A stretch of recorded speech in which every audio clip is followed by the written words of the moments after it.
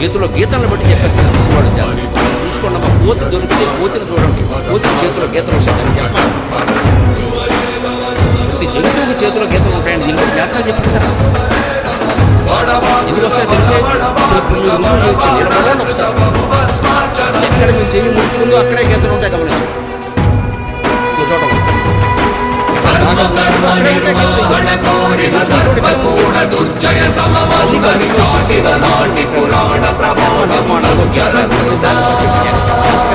చూడటం దేవుడు కాపాడాలి. ఎంత మాయ జరుగుతుందో మీకు అందరికీ ఇక్కడ గుర్తులను బట్టి పిల్లలు ఉంటారు. ఈ గుర్తులను బట్టే ఇప్పుడు నెట్కే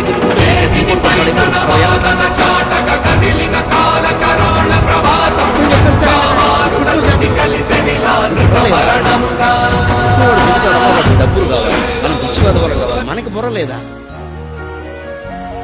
ఇవన్నీ నమ్మడం ఇప్పుడు పైగా 60 పూర్వకాలం వాళ్ళు నమ్మితే లేదు. నేను బాధతో ఎందుకు చెబుతున్నానంటే 25 ఏళ్ల పిల్లలు వీటిని నమ్ముతారండి. దేశం ఏమైపోవాలి?